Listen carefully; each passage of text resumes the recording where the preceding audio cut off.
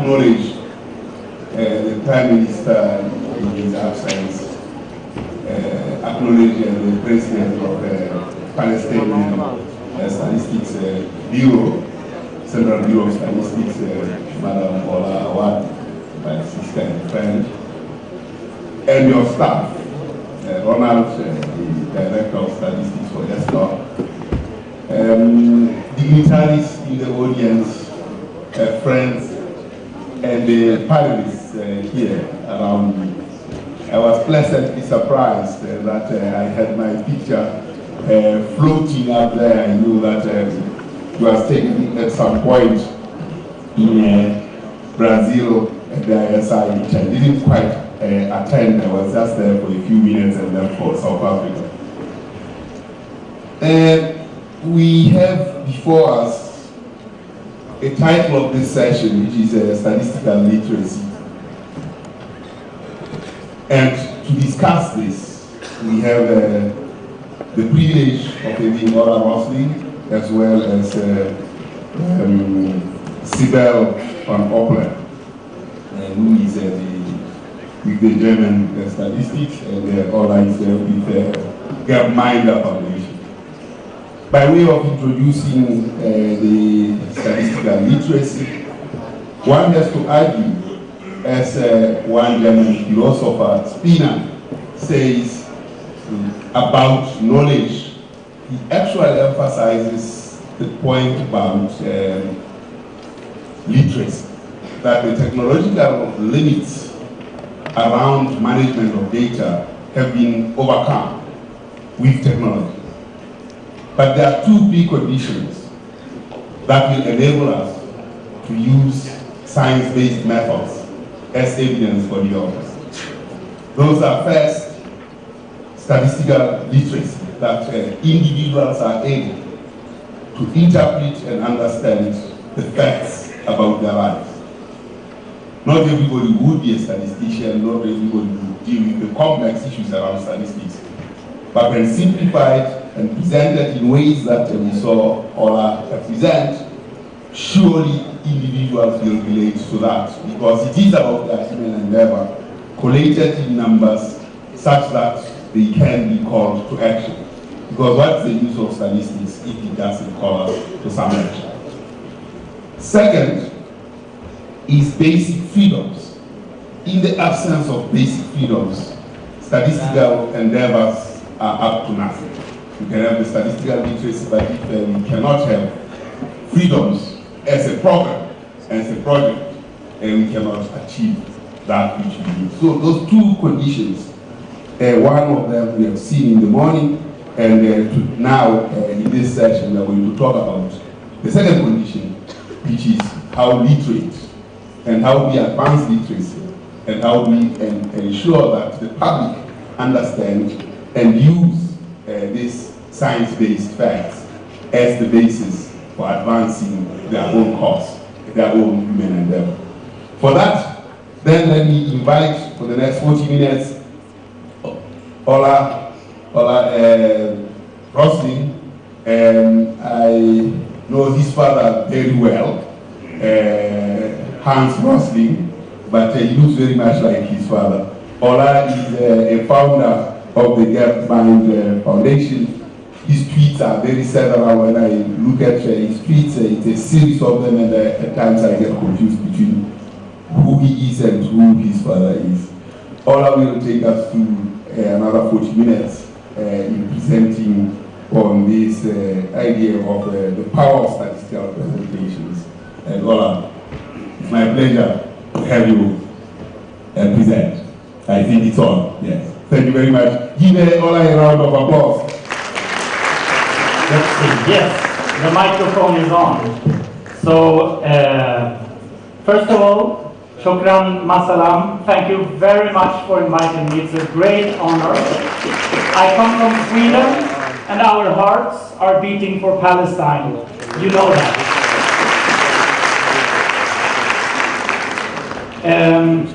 So, can I have my presentation on the screen? I can be replaced, or I think I've been hanging there for too long now. let me be replaced. Give Ola the screen.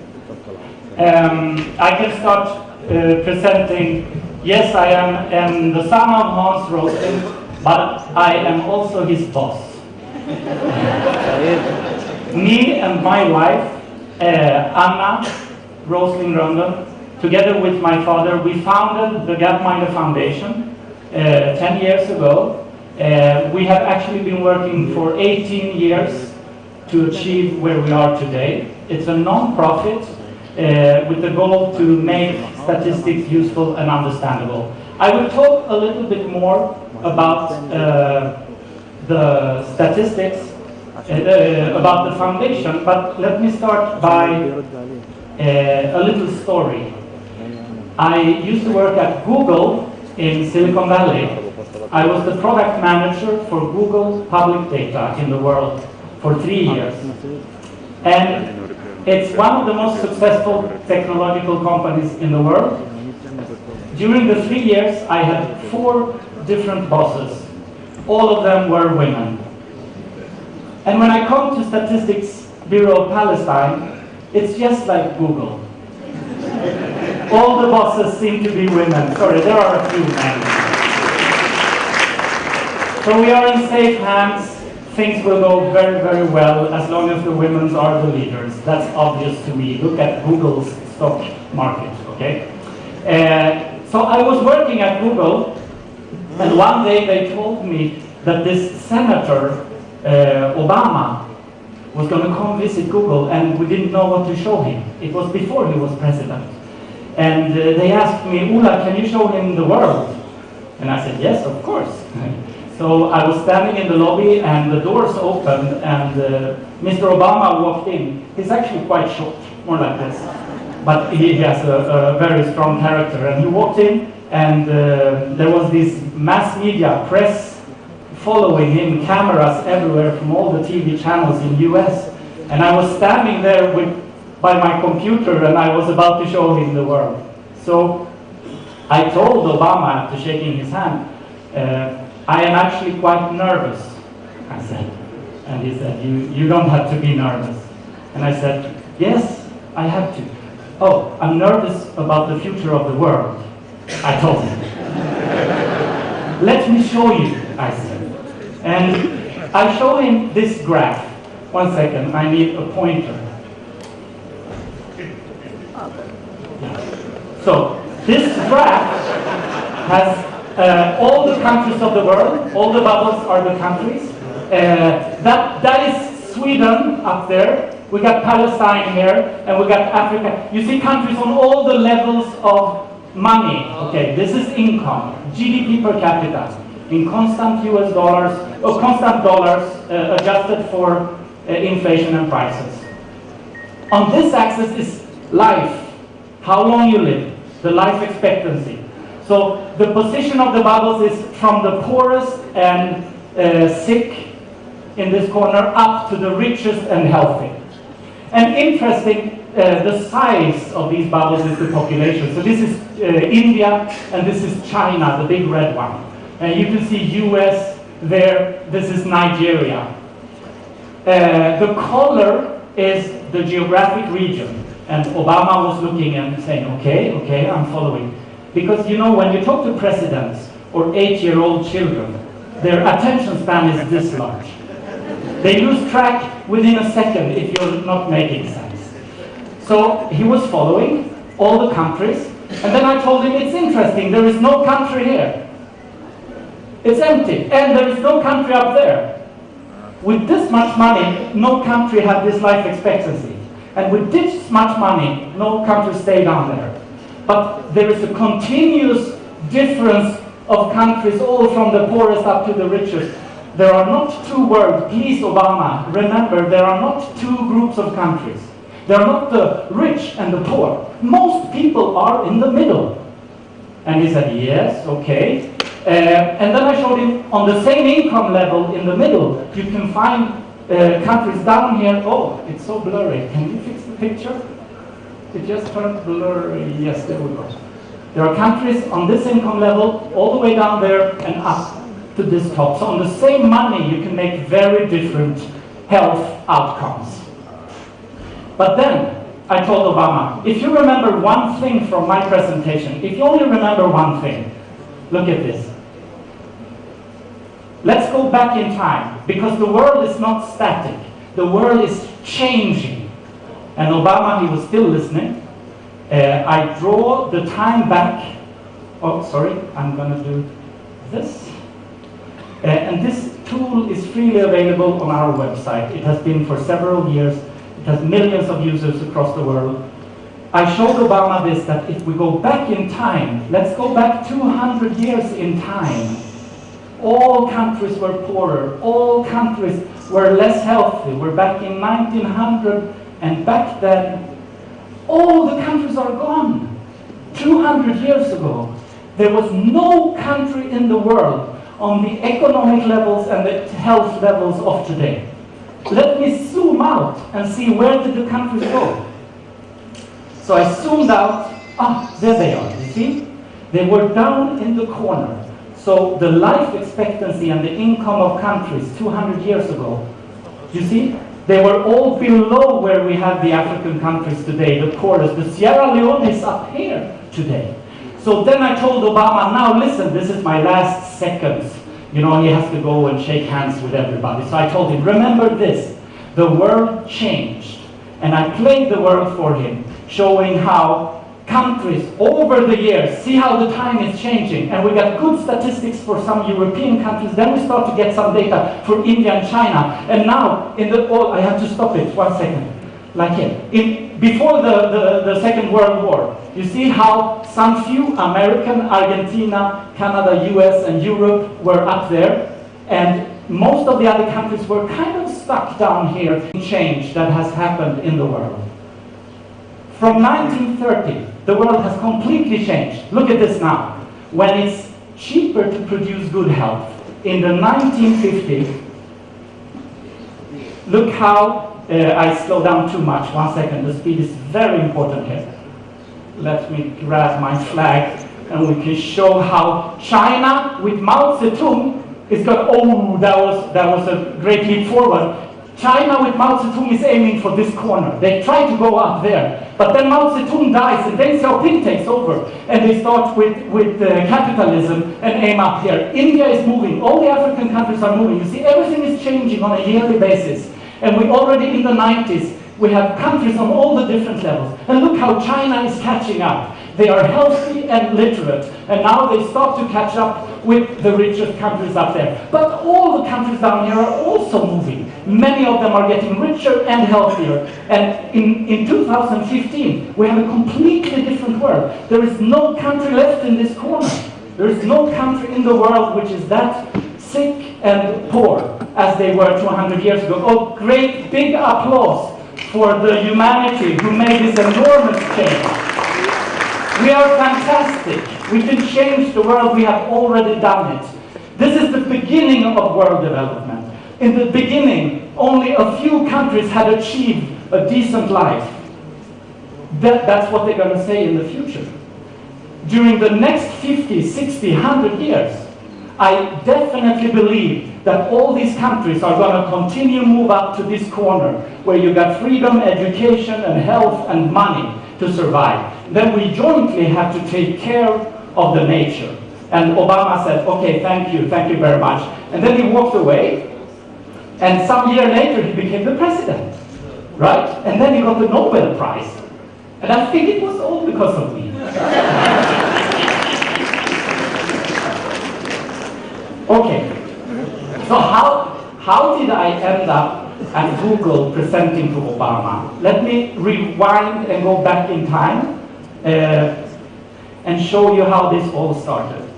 In 1997, my father was teaching at the university. He taught to the doctors, the students, and he wanted to show them that the world was difficult. So it was complex. It was not just we and them, north and south. No. There are countries on all levels.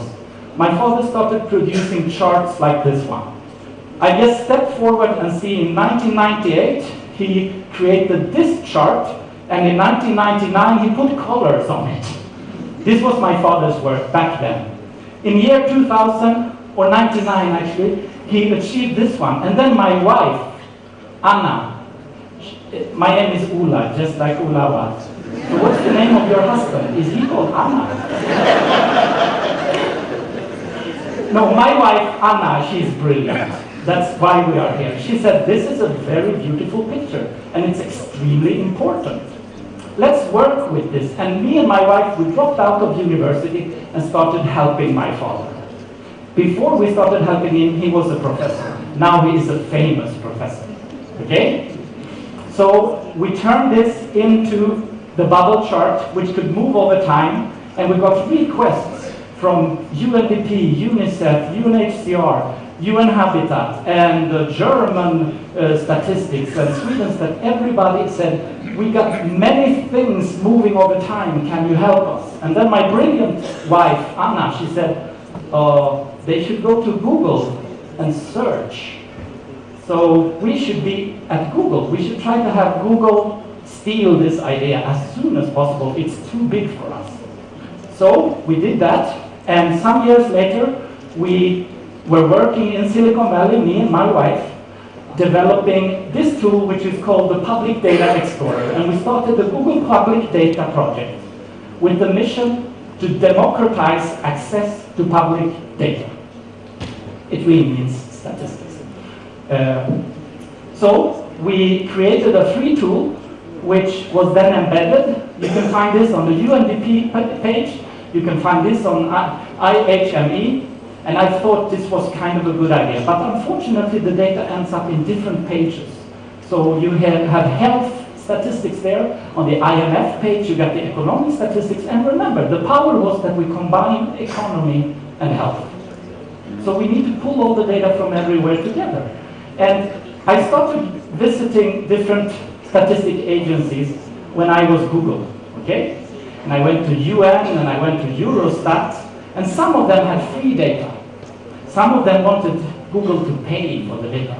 And I said, no, Google should not pay for your data, because then you start depending on Google, and you should not. You have to give the data to Google, to Microsoft, to everybody else. Have to have the same rights to the data, and don't sign a contract with any one of them, I said. And then I got the data from the World Bank. They said, yes, we believe in free information, and they created the open data movement. And the same day, I put the data into Google search results, and this is the result. If you search in Sweden for life expectancy Botswana, you will find on the top of Google the search result, and I was very happy. Now people can find the statistics. Now it's all about scraping all the data and putting it into Google Index. With the link back, it says Source World Bank, and you click there, you will get to the World Bank page. It looks wonderful, right? Democratize access. It doesn't work. I was looking at the number of searches. How many people search for statistics? What do you think? It's only we. Nobody else searches for statistics. So I was very sad. I was crying, actually. So I left Google, because I cannot change how people understand the world if I'm sitting and waiting for them to search for me. I have to turn that around and go look for them, and that can only be done in schools, in education. So I went back, me and my wife, we went back to Gapminder, and we designed this mission statement. I hope it's correctly translated. To fight devastating ignorance. This is the goal of Gapminder. Ignorance meaning misconceptions. To fight the misconceptions that are the worst, okay? With a fact-based worldview that everyone can understand. That's the mission, and it's very fun because there's almost no competition at all. Very few non-profits try to do this. We are neutral, we don't have a message. We're only trying to find the misconceptions, compare it with the data. Let me show you how we do it. We have run surveys and polls, asking people what they know. We don't ask them about their opinions, because we don't care. We want to see what they know. And we compare the knowledge with the statistics. I'm going to show you how we do it. This is the first step, to find the ignorance. And then we have to fix the problem. That's the second step. The first step looks like this. We put questions. This is an example. How did it change during the last 100 years, the number of deaths from natural disasters? Totally in the world, how many people die from natural disasters? Did that trend increase to the double? Or is the trend of natural disaster death flat? Or is it going down? A, B, or C? And we asked this to the public in Sweden and at conferences. Here is the correct data from CRED. The number of deaths were 500,000 during 1900 to 1950. 500,000 people every year died from natural disasters. And then, miraculously, thanks to social development, this few people died from natural disasters in the world. Okay? So we asked the Swedish public, and their answers were like this. Half the people in Sweden believe that it has doubled, while reality is down here. Because they look at the news and they see every natural disaster covered, and they get very biased in their minds. I'm going to talk more about it. Only 12% got it right, okay? So we went to the zoo where the chimpanzees are, and we asked the chimpanzees. No, first we had the TED audience. They were kind of similar. Then we went to the zoo, and we asked the chimpanzees, and amazing, the chimpanzees picking A, B, or C by random, 33% of the monkeys get it right, but only 12% of the Swedes. So we were beaten by the chimps in Sweden because we have a misconception. This is what we call ignorance. It's not that you're guessing, it's not random. It's worse than random because you're absolutely wrong about the world. Your misconceptions. So then here is another question we asked. The women aged 30 in the world as a total, women aged 30, how long did they go to school? We can see, did they go 7, 5, or 3 years to school? Men of that age went 8 years to school. We told them this and we asked, please answer. And the answers were like this. Here is the men, they went 8 years to school. And the Swedes, they thought women went 3 or 5 years to school. And only 9% thought that women went 7 years. So now you can kind of know which will be the right answer, right? It's always where the Swedes are not. Okay. This is the right answer. Women are going to school in the world. Not all of them, and not at the same rate as men, but almost. It's like this. It's a small difference.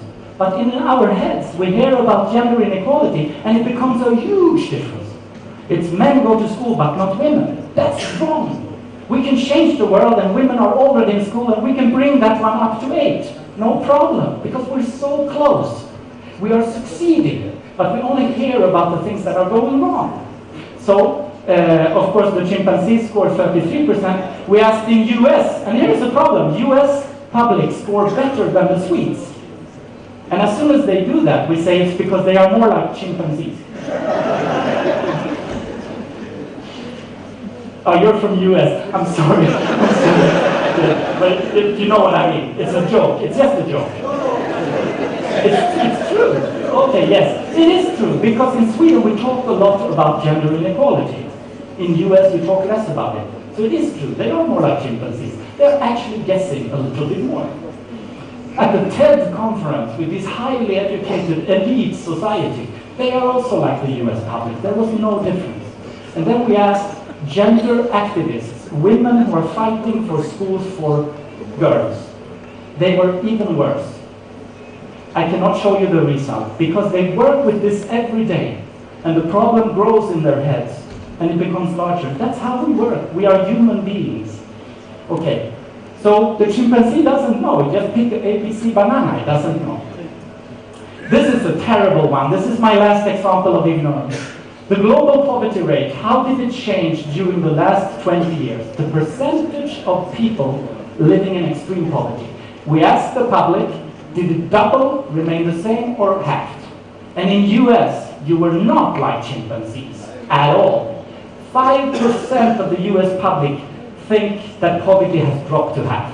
And I hope everybody in this room knows that that's the global poverty rate. The other 95% of US believe that the world is just as terrible. Nothing is changing. And many, 66% in US believe that poverty is doubling. While for the first time in history, it was halved. They are absolutely wrong, and it doesn't matter if you can find these statistics on Google at all, because they don't look for it. It will not change their perception. We have to be in schools. That's the only place where they can learn about the world. I'm 100% convinced. So, we went back to Gapminder. Now I'm going to give you an example of how can you make statistics understandable. Here are the long time series of poverty rate from historical sources from 1820. You see how poverty rate was up on 84 to 100 somewhere. Everybody was poor 200 years ago, pretty much everybody. And since then it has dropped. And here is where the economic historic series stops. And here I got World Bank data. This is POVCAL data at the end. My job at Gapminder is to combine those two sources, because I cannot show this to the US public. Lots of lines, they don't understand it. So we take it further. I say, I want only one line. It's not perfect, but their ignorance is terrible. So I have no doubt I'm doing the right thing. I create one line, and that's not enough. I put my father behind a nice screen on BBC prime time, and we're showing the world how poverty has been fought, and we're down here, and within the next 15 years, we're going to get there. Okay, let's do it, because we went all the way from there, and we can definitely do it. This is what Gapminder does. We're taking it all the way to prime time television. And we put this freely available on our website, and we're translating it to all the languages.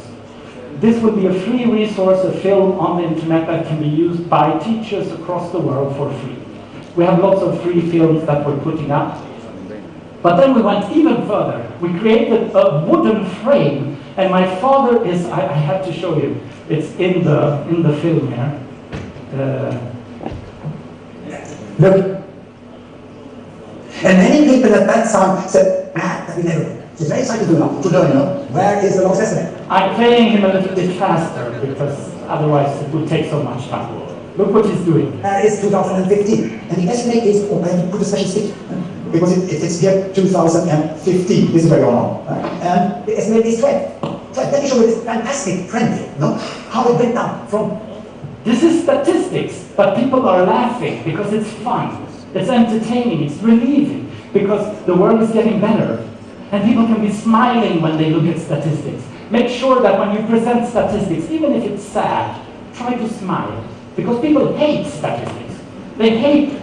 If they see your sad face, they will hate it even more. It's so boring. So you have to smile. And you have to tell them, look how fantastic the change is. But it's not getting fast enough. Let's get there. You have to turn it in a way so people dare to listen. Otherwise, they will not use statistics. So we try to do that, and we try to be very positive and happy. 85% coming slowly down, a little faster down, and then down here was the goal achieved. Well, it's not easy to measure extreme poverty. There is an uncertainty. Look. In the middle of that, we can talk about the uncertainty. We're not lying. We're not saying we know exactly. No, you don't have to. But you put that in as little as possible, just to remind them that we cannot know for sure. Okay, so this is seen now by millions of people. Please look at it on our website. It's freely available. Let me continue. We are then putting these films up, and we want to translate them to all languages. I hope the Arabic on this screen makes sense. I cannot control it. We make it freely available as a teaching material for teachers. And we go to schools and ask the teachers, what do you need? And they say, I needed to work on a smartphone, because I don't have a projector and we don't have computers. The thing needs to show on this screen. It's very, very difficult to make that happen. So we're struggling very, very hard. Let me show you another example. Here's another example of how to simplify statistics. This is the world population on a spike map. It's fascinating to see. Where do people live? You see, most people are in a few places. There's almost nobody there. The middle of the US is kind of empty. That's where the chimpanzees are. You got the Sahara there, and you got the Russia almost over, and lots of people in India and China. The problem with the brain is that we can't remember this image. It's impossible for human beings. It's scientifically proven that we cannot remember this image. So what can we do? What can we remember? We can remember maybe 7 things, hopefully 3. So let's try to simplify this. There are 4 regions of the world, and there are 7 billion people. Where do they live? Well, 1 billion live in America, North and South together, 1 billion in Europe, including Russia, 1 billion in Africa, and the other 4 live in Asia. Can you remember this? Yes, because you can remember your PIN code on the phone, right? So the PIN code of the world is 1114. Okay? You will remember this. 1114, and you will not forget it. Okay? Here is the problem. Here's the problem. This is wrong. There's only 800 million people in America. Okay? So I'm lying. Yeah. But at the same time, I give the right big picture. And if I'm not lying, if I'm not simplifying, they will not remember. So I have to choose. And I'm not an official statistic agency, so I can choose. I do the 1114 and they remember it. Okay, it's slightly wrong, but it doesn't matter. So you can simplify without misrepresenting. And that's the thing that takes most time for us. Sitting and looking at the roundings. And if we include Russia in Europe, then we get this number. If we don't include Russia, then we wouldn't dare to round. So we model the world so it becomes simple and you can remember it. Instead of the enormous ignorance, you know? Let's continue and see what will happen next. According to the UN, there will be 1 more billion in Asia and 1 more in Africa within the next 50 years. And then in 2100, there will be 2 more billions in Africa and no more in Asia. And in 100 years, it will look more or less like this, and that's probably when, as early as possible, the world population growth can stop. It will not happen before then because of the demographic momentum. We're waiting for it. We call it the fill-up effect. The young generations are so large in Africa, so it will stop only in 4 generations from now, more or less. Okay. If we split America and Europe into the Western world, you know, it's going to be only, it's ugly there.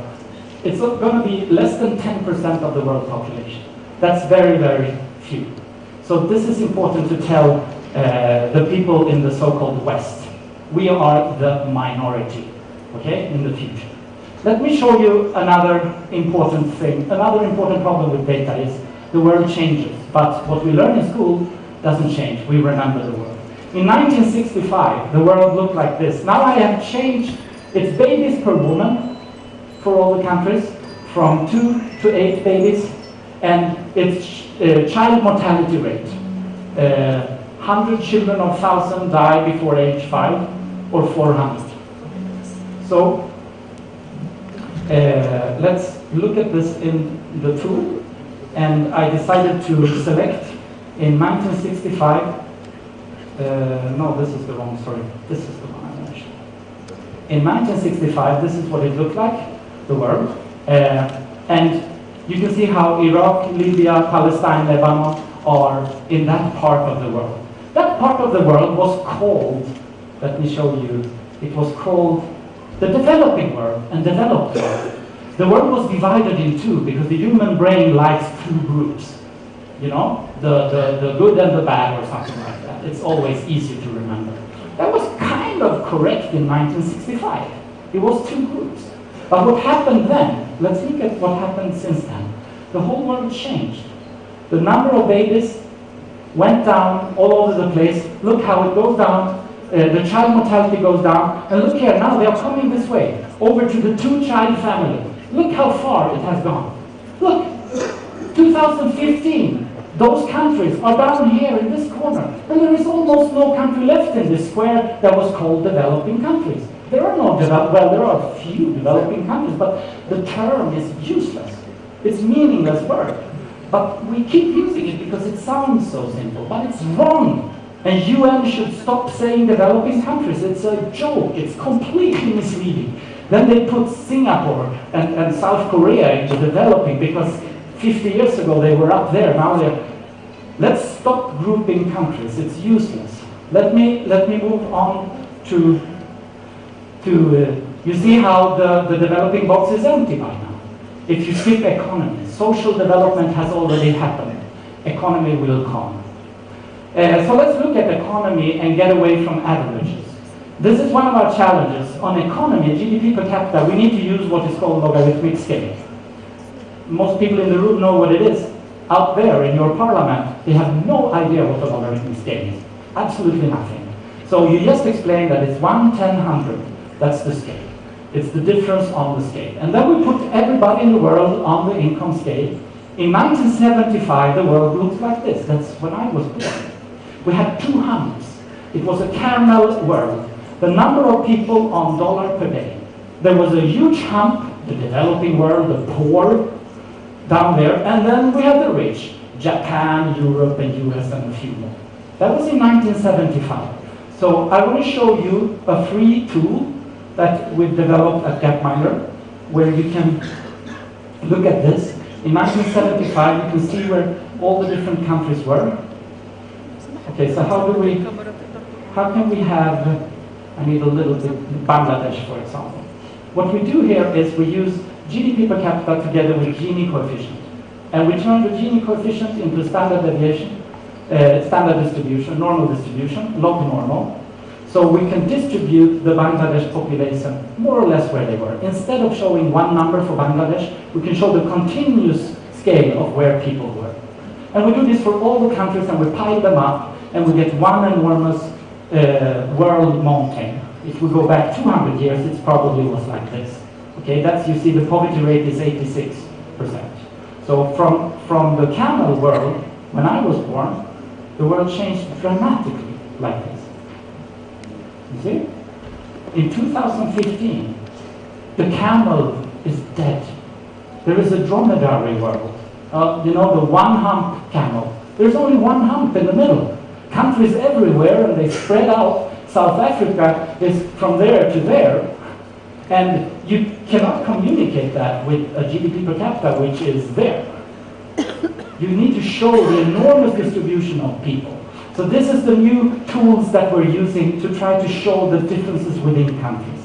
And how much time do I have left? We started about 15 minutes late. You have 10 minutes. Oh, wonderful. That's a lot. So the world changed like this during my life. You see, from the 2 humps to the 1 hump. And it keeps changing. Now, my wife, Anna, said, well, $1 per day, if you grow up in Sweden, you have no idea what it means. You've never experienced poverty, and we don't have extreme poverty in Sweden. There are only fantasies about romantic people living in the forest, being happy. Okay? We need to show the reality behind the numbers. And my wife is a photographer by trade. So she thought, can we use photography as data? And she invented a concept which is called Dollar Street, which is a project which we're launching later this year. I will show you what it is about. Imagine that, if everybody in the world lived on Dollar Street. Look, I'm not using statistic terminology. A street is a well-known phenomenon. It's an axis with numbers that increase. Okay? Everybody lived on the same long street. The poorest to the left and the richest to the right. Everybody's following. Even Obama will understand. Okay? Oh, he's very smart. It's just the attention span I'm talking about. Okay. So my wife has delegated work to photographers who have gone to 200 families across the world. And we choose them to be as representative as possible based on the DHS surveys.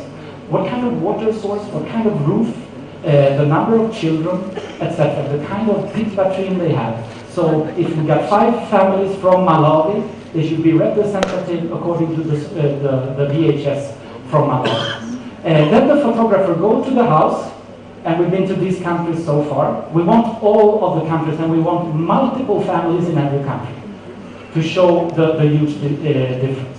In every house, we take photos of the water source, the lamp, the street outside, contraceptives, Or, well, if the photographer feels it's uncomfortable, they just skip it, okay?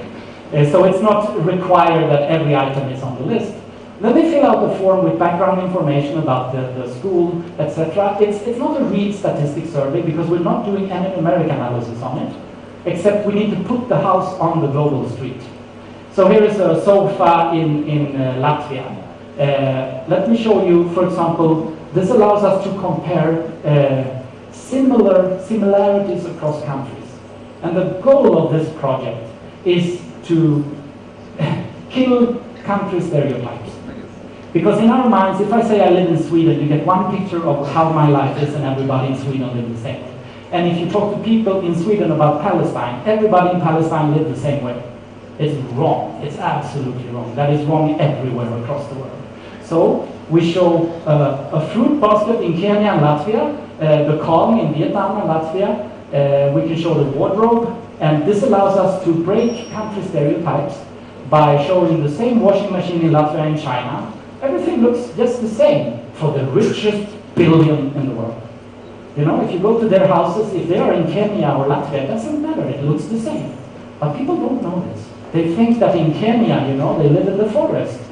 In Sweden at least, you know, and the chimpanzees, they would think so. How about the other 6 billion? How do they live? Well, let's look at the poor. This is a poor family in Burkina Faso, Mamona. They live in this hut and they sleep like this. 8 people. It's pretty good to show to Swedish teenagers what poverty looks like. So the romantic idea is killed. Okay? In India, we find this family, the Chunduri, and they live in a hut and they sleep exactly the same way as that poor family in Kenya. There was no cultural difference at all. The religious difference didn't show up at all on these photos. Of course there are cultural differences, but in reality, everyday struggle for family, money and resources is the crucial thing that determines how you see it. So we put them next to each other. The poorest billion, we look at the roof in Papua New Guinea in Asia, and we compare it with Burundi. We find exactly the same roof in Burundi. We find the same salt in Papua New Guinea and Burundi, and in Liberia, the wardrobe looks like this, and the same in India. What is culture? Culture is not how we live. Money is how we live. Culture is something else. That's the wedding. That's the songs. That's the memories. That's our stories. But reality is determined a lot by income. This is how you cook your food in India and Malawi. In India you eat with the fingers if you don't have a spoon, just like in Burkina Faso. This is a toilet in Nigeria, and here's a toilet in Nepal. Looks very much the same for the poorest billion. Okay, so in the middle, can we see any traits of culture there? Here is a family in Bolivia, Indonesia, Tunisia, urban Kenya. What do they have in common? Can you see what's common? It looks identical. Can you see? 2 children. Okay? 2 children. Across the world in the middle, it's 2-child families is the typical family, and the wardrobes looks the same, the salt looks the same, and the spoons looks the same, the pens for the children look the same. Nepal and Haiti, exactly the same box. And in China and Haiti, the same sewing machine. In India, the roof, Liberia. I'm just showing you a small sample of the 300,000 photos which we're putting on our street. Let me just quickly show you the website which is launching later this year, where students across the world can go in and travel the world visually on their computers. And I don't know if we can show Hans. My father's house is actually on the street. Oh, I don't have it here, and the internet is slow. But here are the toothbrushes of the street, for example. Let's look at toothbrushing. We also capture the videos. Let me show you this little video. This is in Sweden.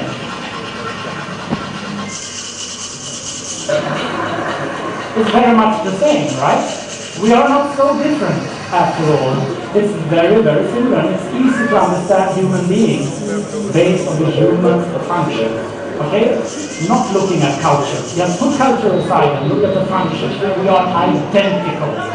And that is very surprising to lots of people who have stereotypes in their heads. Yeah, and the last woman, this is also ignorance about poverty. She uses the wall, the clay on the wall, to brush her teeth.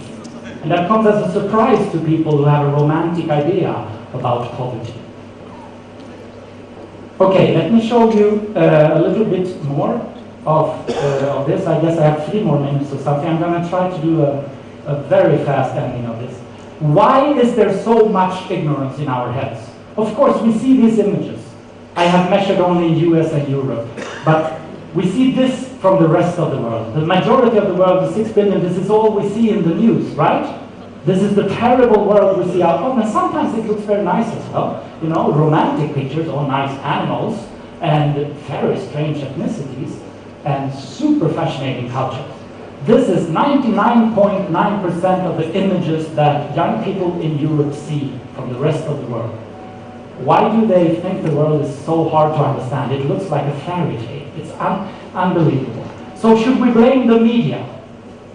Many people like to blame the media and say it's media's fault. They're showing a biased worldview. And I would say, no, not really. Let's look at the media. The US public answered like this on the vaccination question. What percent of children are vaccinated against measles in the world? It's 80% more or less, and almost nobody knows it, okay? Because the world has already progressed in vaccination. And then we asked the media in US, we went to a media conference, and we asked the journalists in US, and they were on par with the public. The journalists don't know better than the public. So the problem is not that people don't look at news. It's the journalists who write the news, they don't know what the world looks like. They don't use data. And in Europe, it was even worse. This is a media conference with news journalists in Europe, and they think only 6% get the vaccination question right. 33% of the chimpanzees get it right. So we need to inform the journalists. They need to see the numbers, the macro statistics. So here is the problem. This is where I grew up in Sweden. I get a personal bias from where I grow up and what I see. Then I go to school and my teacher teaches me old facts, outdated facts, because the world has changed, right? And on top of that, I put the media bias, which always want to show the scary things. It can be sharks, it can be terrorists, it's all the time in the media. And it looks so dangerous. But it's a fraction of reality. These are 3 biased sources of information that fill our minds. And now our mind is full with our intuition. We jump to conclusions and simplify, and we end up with a world that is absolutely upside down. Everything is getting worse. There are 2 kinds of people, and the conflicts are only increasing in the world, while it's the other way. So how can we turn it around? So the chimpanzee don't win, okay? Well, one solution would be everybody sit down and learn the statistics. Sorry, that will not happen. It won't happen. Not even you know the other people's statistics. It's too much. So how can humans get a right worldview? We believe in something we call rules of thumb, heuristics, simplified generalizations which are correct in, say, 95% of the cases. And here they are. These are the 4. The first one is against the misconception, this is the myth, everything is getting worse. No, it's the other way around. Most things, not everything, most things are getting better. So if you get a question from Gapminder, you should go for the getting better, because it's going to be correct in most of the cases. There are rich and poor, and the gap is increasing. That's a misconception, it's wrong. It's 1/1. In most statistics, it's a normal distribution of some kind. You should believe most of the people are in the middle. Then you need money first, then you can get social welfare. You hear this a lot. But when you look at the data, it's the other way around. Remember China and South Korea and all these fast developing. They first have their women in school. That will give money later, okay? It takes some years. And then sharks are very dangerous. Yes, they are dangerous, but they kill very few. You can hardly see the dangerous things in the statistics any longer, like natural disasters, terrorist deaths. It's completely exaggerated in our minds. And it makes people make terribly bad decisions, from governments, NGOs, down to individuals. This we need to teach in school. We need to teach our children how their brain works. And together with that, some macro statistics. about Palestine, in Palestine, and about the world everywhere, okay? So let's try to do that, and hopefully we can have people realize what the world looks like today. The rest is going to be a larger and larger proportion of the richest in the world. And in the future, the rich people in the world will no longer be US and America. This is Europe and America, sorry. That will be a smaller fraction of the rich people in the world, and that is what I travel and give lectures at banks and large corporates to tell them that now you start to learn about the rest of the world, because we, the West, we're going to be a minority. So with those rules and thought, probably we can turn the world right, you know? And we call this state of mind factfulness. It's very relaxing.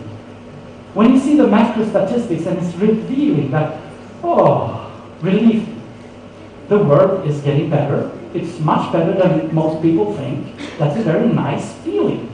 You get less stress. Of course, in Palestine, you have terrible problems. You are one of the exceptions in the world. This applies to the rest of the world mainly, what I'm talking about. But even inside Palestine, with the number of girls in school, things are improving. You see? It is improving in some aspects. I'm not an expert on Palestine, I shouldn't argue, but that's why I say most things in the world are getting better. Okay, so that's the end of my presentation. I would like to say 3 thank you, because I'm only making the data understandable. I get all the applauses. But behind the wall, in your buildings, you are the people compiling all the numbers. You are doing the hard work, and the audiences that look at our films, they don't understand that. Doesn't matter how much we tell them. That we're only using numbers that other people have spent their lives collecting and compiling. So thanks for the numbers. Thank you very much for producing this data. And it is worth celebrating, because in human history, we have never had statistics before. This is the first time we can share this amount of data. And statistics is not a weapon that should be used in political fights. Statistics is a defense against the human bias. Because if we don't have statistics, we have strange ideas about the world. Remember? Without statistics, the world looks like this. And it's very uncomfortable, you know. So we should celebrate that we have so much statistics, and we're going to get more of it in the future. And then finally, thank you for the numbers that came from India through Arab countries up to my little country in Scandinavia. We had no numbers before you invented those numbers. Thank you very much for all the numbers, and thank you for inviting me.